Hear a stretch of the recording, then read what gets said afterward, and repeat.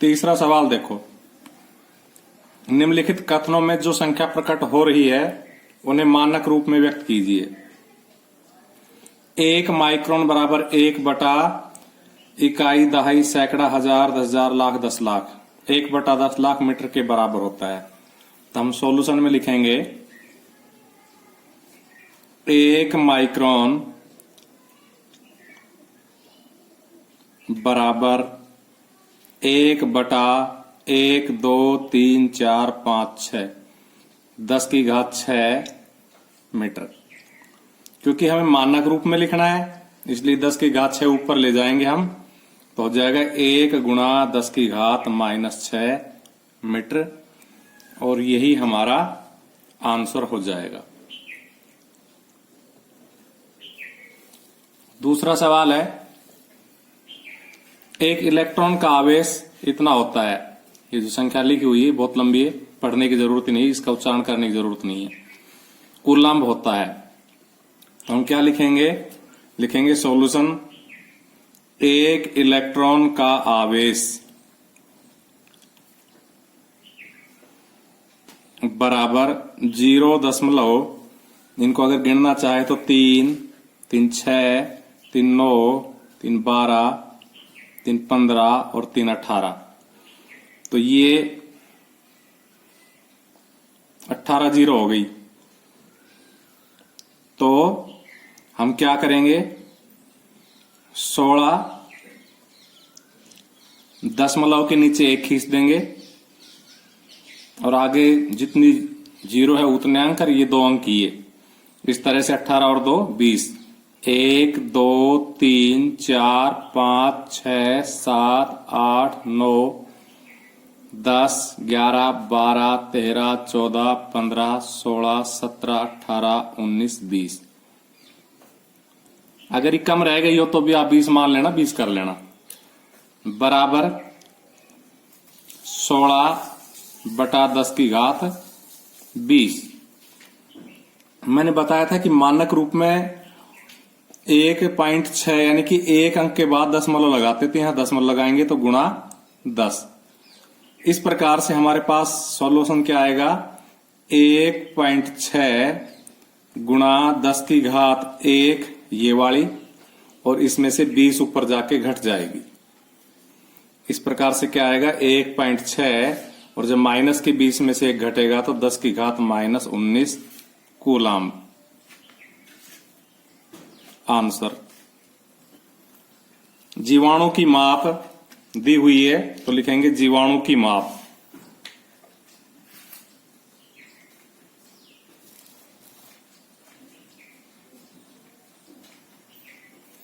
बराबर 0.3 और 3 6 1, 2, 3, 4, 5, 6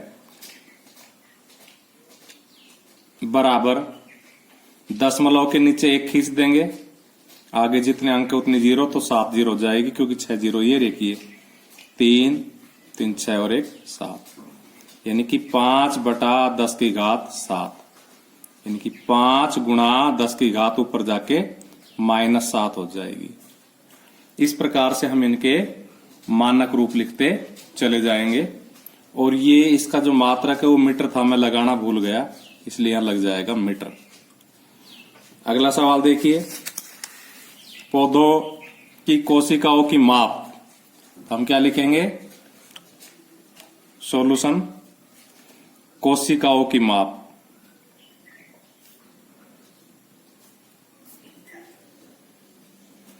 बराबर 0.40 1, 2, 3, 4, 12, 75 मीटर। दशमलव के नीचे 1 खींच देंगे, आगे 4 ये 8 जीरो लगा देंगे। 1, 2, 3, 4, 5, 6, 7, 8। आपको पता ही है कि 1 अंक छोड़ के दशमलव लगाते तो 1.275 बटा 10 की घात कितनी हो गई? 8। और देखो ऊपर हमने 10 की घात 3 हम लिखनी भूल गए, ठीक है ना, क्योंकि हमने 3 अंक के इधर दशमलव खिसकाया है, तो 10 की घात 3 और लिखेंगे। इस प्रकार से हमारे पास फाइनल आंसर क्या आ जाएगा? 1.275 गुणा 10 की घात 3 में से 8 घट जाएगी -5 मीटर आंसर। इसमें एक लाइन बीच में रह गई, स्पेस कम था। उसके बाद है कागज की मोटाई।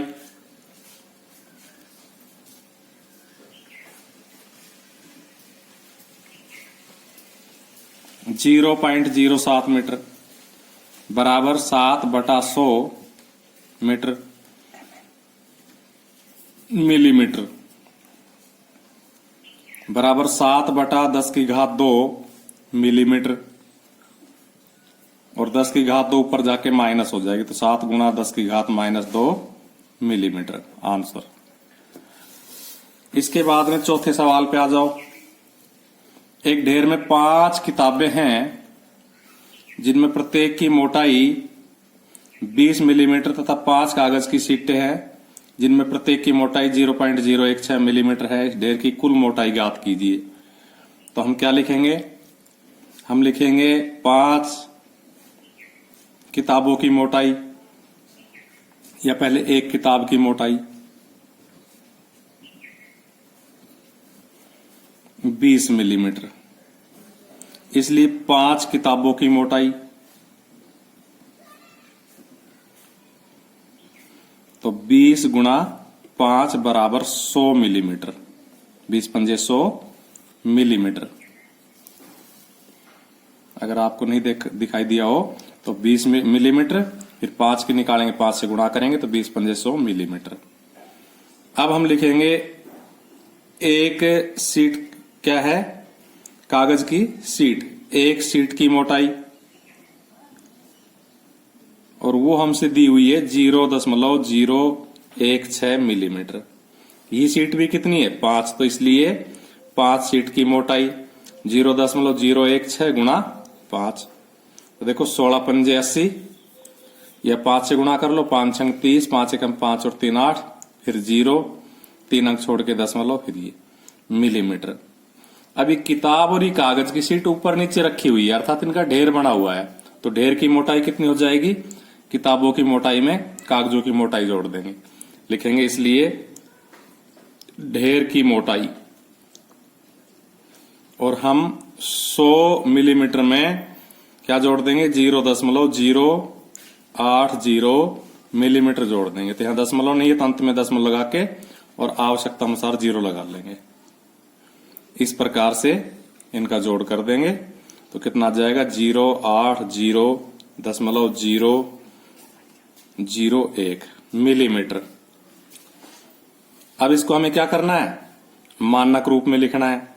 तो मानक रूप में लिखने के लिए हम क्या करेंगे? हम सारी 0 लिख लेंगे, 2 0 ये, तीसरी ये, फिर 8 और फिर 0। दशमलव के नीचे 1 खींचेंगे तो आगे 3 0। अब क्या करेंगे? एक अंक छोड़ के दशमलव लगाएंगे, तो 1 2 3 और 4, इस 0 का कोई महत्व ही नहीं रह जाएगा, तो 10⁻4।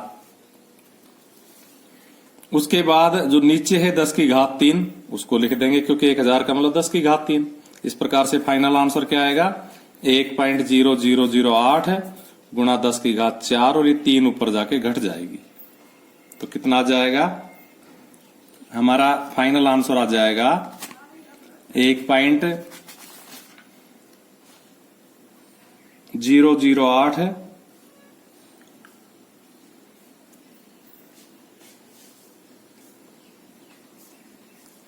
भाई ये 10⁻ हमें 5 करनी पड़ेगी, ध्यान नहीं दिया, क्योंकि 0 पहले तो इसकी वैल्यू थी दशमलव लगने से पहले, बाद में यही तो हटा सकते हैं, लेकिन उस समय वैल्यू रहेगी, इसलिए 10⁻5 हो जाएगी। बात वापस समझ लो, क्योंकि इस समय इसकी वैल्यू है, क्योंकि दशमलव नहीं लगा था, तो इसके नाम की तो यहां घात लगेगी, बाद में यहां से हम हटा सकते हैं। यहां से हटाए चाहे लगाए, इससे कोई फर्क नहीं पड़ेगा यहां तो इस प्रकार से क्या हो गया? ये 0080 और 10⁻ कितनी हो गई थी? ये 5, तो कितनी बचेगी? 10⁻2 मिलीमीटर आंसर।